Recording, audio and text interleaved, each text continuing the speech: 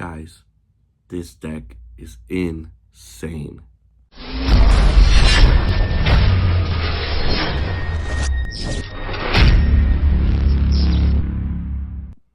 What up, everybody? Welcome once again. It's me, 24K Hector, and this is 24K Lurkana. It's been a minute, not really. It's been about like 2 weeks, but new set is here. So I definitely wanted to give you guys a new deck profile. And I know what you guys are thinking. You guys are expecting new Sapphire Steel. Yes, I'm going to give Sapphire Steel decks profiles. I'm probably going to give 2 deck profiles of what I believe the Sapphire Steel is going to look like. But that is going to be next week. I'll probably do 2 videos next week, both Sapphire Steel. I know you guys been bugging me about it. You guys been wanting to look forward to it. So I'm going to be doing that next week. Sorry if my eyes are like that. Like literally just woke. Well, not literally just woke up, but it hasn't been midday yet. Hey, and I decided to bring back a little bit of the jersey, of the 24K jersey for this video. But I have a new deck profile to show you guys. It's actually very good. It's actually very interesting. I was going to keep this a secret, and I was possibly going to pay it a big tourney. But honestly, that's a month from now. Maybe someone will figure it out. Maybe we'll already figured it out. Maybe it's already out there, and I don't even know because I haven't been watching YouTube, honestly. But this is a very interesting take on Jafar and the new Illusionist. Yes, a whole new illusion. This is such a powerful deck. As you guys are going to be able to look at the deck list right up here. Is where I'm going to be posting it. Man, it's so good. Look at these ratios. It's literally like just so many 4-ofs. It's so clean. 4 of this, 4 of that, 4 of that. It's just a very nice, clean deck. I haven't done too much testing on it, but man, it just flows very smoothly with the testing that I was able to do. Shout out to Danny L. He was actually on Tabletop Simulator and piloting this deck. Maybe now that they started doing videos of them playing, they can show you guys this deck in action. So yes, this is a whole new world with featuring Jafar, the new illusion characters, and they have so much synergy, guys. This deck is very powerful. It's very strong. I believe it's going to be very good into like blue-red, because it might be able to just be too fast. Now, the theory in this deck, as you guys can see some of the cards here, we have illusions, which, hey, they're easy to remove, right? If you waste cards on them, sure. But we also have 4 genies. What are you going to waste your out on? Oh, wait, not just that. We have 16 shift targets for Jafar. That is right. We have 16 shift targets. So the goal of this deck is just consistently draw threats, and their opponent literally has to pick or what are they going to have to remove, because they can't remove everything. Are you going to not use your removal on the illusion characters? And then that means they're going to have good bodies and good trades. Or are you going to use your outs for the genie? Or is he going to keep questing for 2? Or are you not going to use your outs on Jafars and I'm going to get to shift the big Jafar, seeing whole new world, and just practically end the game with a 7-lore swing plus a whole new hand, right? No pun intended on a whole new hand. But yes, let me break down this deck for you. Let me tell you guys why I'm playing some specific things. I am playing 8 1-drops, right? We're going to go 4 Chernobog. We're going to go 4 Diablos right off the bat. These are the best 8 1-drops to play in purple. We could not fit the Magic Broom. By the way, this is a 63-card deck. 63 cards. Why are you playing more than 60, Hector? Well, that is because, one, you just draw so much in this deck. You just draw so much in this deck. You filter through this so quickly. It's like almost every card in this deck literally draws. Like if you look at it, just probably like 50 cards in your deck draw. 2, you don't want to deck out. Again, this deck literally draws a lot. So you want to make sure you want to continuously, it's 3-card difference, but that can matter. I didn't want to make it too much because I didn't want to lose consistency on what I want to mulligans for specific stuff. But this is a very, very good deck, and you guys should check it out. I'm playing the 8 1-drops, 4 Chernobog, 4 Diablos. Good solid 1-drops. I'm playing 8 illusion characters. Yes, I'm playing the new illusion characters. I'm playing Raja, which is crazy. If you look at a lot of the cards in this deck, is literally like, it feels like an Aladdin-based deck without Aladdin, right? It has like the Raja, it has the lamp, it has the genie, it has the Jafars, it has the illusion characters. It's really cool. It's a really cool taste. It just naturally ended up being that way. I didn't even try to. It just ended up working out that way. You know, that's what these cards are meant to do. So I am playing For the Raja, I think it's a really good 3/3 body for the 2-drop. And then I'm also playing Cobra, which is a 4-drop. No, guys, he is not a shift target for Jafar. A lot of people think that. But he is an illusion character, and he is going to synergize with one of the new Jafars. And he's also a 3-drop for a 4/4. A 4/4 statted character, which is pretty good. Also, him on play, you can discard a card and gain 2 Lord. Again, we are playing a whole new world. We don't mind that discard, which is another reason why we're also playing Twin Fire. You're gonna see in the list there, Twin Fire. You also discard, but because you're maximizing your card value, you don't mind discarding because you're going to get a whole new hand. And that's kind of the theory with this deck. You can go ahead and discard with the Cobra and go ahead and discard with the Twin Fire to do a 1-for-2 fire the cannons, right? We are playing 4 genies. Also take in mind the illusion characters, if they waste removal, they're just automatically outed. But it's okay. You have so many threats. They pick those. You are okay. We are playing 4 genies. That means they're not picking genie, right? 4 genies is very good in this deck. You're gonna consistently, as we see, we're not playing the Madam Mim, and we are not playing the Merlins in this build, and you don't need them. You don't need them. You have cards here, rabbits, you're drawing here for days. Crabs, we actually have a Jafar here that's a crab-like effect, which is also why it's not needed.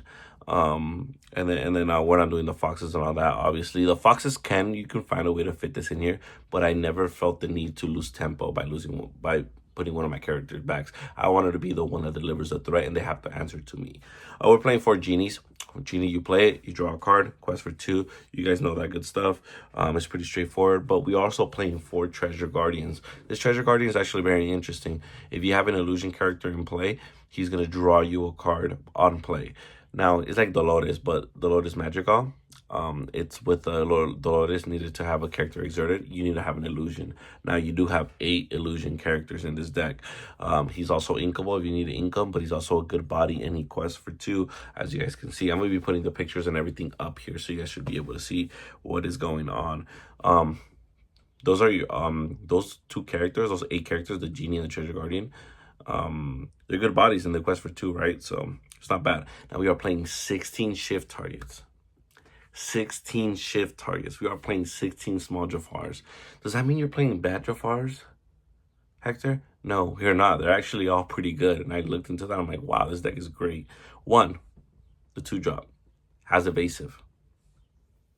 2, the other one, as you guys can see, it's a crab-like effect. So on play, he's allowed to give somebody a challenger +2. So anything is like +2 strength to whatever character that they choose, right? So it is not like crab-like 3, but we are now having a Jafar name and change of that. So it is really good to play that Jafar. The other Jafar is the snake. As we guys know, the dreadnought, right? I think that's how you say it. He's a draw engine as well. He's also another card that is very good. And then if he manages a character in the challenges, draws a card. Good stats, another Jafar that they have to deal with. And we are also playing the new Jafar, the 2/4 quester for 2, I believe. And he is an illusionist, as I say. The reason being, you drop them down and you have illusion characters. Now they literally have another threat to choose. And you cannot pick the illusion characters because they are going to go back to my hand. At least they shouldn't pick my illusion characters. And if they do, we'll get them right back. Now they have to waste it out on this character here. And again, he's also another Jafar name. So it's also very good. We're doing 16 Jafars with the illusionist, the snake, the evasive, and the crab-like one that I like to say. We are playing 2 lamp. I don't know if you guys see in the deck list. We're playing 2 lamp, a very good card. What does the lamp do? With so many Jafars, we're playing technically 20, right? We're playing 16 of the small one and then 4 of the shift, the one that's going to be able to sing, the one that's going to give you that win con. The lamp, what it does is you pay 2. If you have a Jafar in play, you can banish the lamp, and then you're going to draw 2 cards. If you have a genie in play, banish this item. If you have a genie in play, you get to bounce a character that has 4 costs or less. We have 4 genies. We have 20 Jafars. This card is really good in this deck, and it's another reason why we're playing genies. What happens if you have both? I guess you get to draw 2 cards and bounce a character. So that is a really good effect. We are playing 2 of the lamp. You are playing 4 friends on the other side. So 4 friends on the other side is obviously very standard. You play a lot of 3 drops, you play a lot of 4 drops, so it's very singable. You can hard cast it, whatever you want to do with it. At the end of the day, it draws 2 cards. It's also another reason why we're only playing 3 Whole New World. This deck draws so much, so you don't even fully need that as your win con. That speeds up your win con with the Jafar, but you just draw so much that you can possibly go the Jafar, and if they cannot the Jafar, you're just going to draw and just gain so much lore each turn. It's absolutely amazing. We are playing 3 Strength of a Raging Fire and 3 Along Came Zeus. I wanted to go 3-3-3 on the songs. Keep it consistent, keep it pretty standard. You can go 4 Along Came Zeus. You have a lot of 4 bodies to sing, but I wanted to keep 3 Strength, 3 Along Came Zeus, because Strength at the end of the day is still inkable. So you don't fall into the problem of ever breaking in this deck. You only have 14 uninkables, so it's not bad. And then the 3 Along Came Zeus, you're out, it would out, the Maui Sharks, the problematic stuff. And I believe 3 is a nice, sweet number to out those problematic characters. 2 Yzma. We're on 2 Yzma, guys. Why? Because Along Came Zeus and Strength of a Raging Fire can only out so many characters. They cannot out big Tamatoas. They cannot out just big defensive stuff, right? So there's sometimes going to be problematic stuff that you're not going to be able to deal with, that you want to make sure you Yzma and you shuffle into the deck and go ahead and let them draw the 2 cards. Why? Because you're probably going to play a Whole New World and discard those cards anyway. 2, you can use Yzma on your own stuff. Draw 2. Those can possibly gain you those lore and pushes that you need to win this deck. This deck is still very based off the big Jafar shifting and singing the songs to draw, especially Whole New World. If you shift and you sing a Whole New World, that is going to be 7 lore that you're gaining, guys. 7 big lore. Plus, a lot of the times you draw into another Whole New World. That's 14. Or you draw into a Friends. That's 2 more lore. So this deck is very good. Very powerful. I suggest you guys try it. I wanted to keep this deck a secret. I was actually gonna play this a lot, but who knows? This one's for the community. I wanted to give you guys this, and I also wanted to destroy blue red because all this little hype with the Sapphire Coil and all that. That's cute. We'll see. We'll see if Sapphire Coil prevents them from me gaining 7 lore off one go, or just continuously putting pressure, or them being not fast enough. You guys know I love battling the meta. I love attacking the meta. I usually don't play the best deck, but I love playing decks that beat the meta and beat the best decks because it is so rewarding doing so. Any thoughts on this deck? You guys hit me up.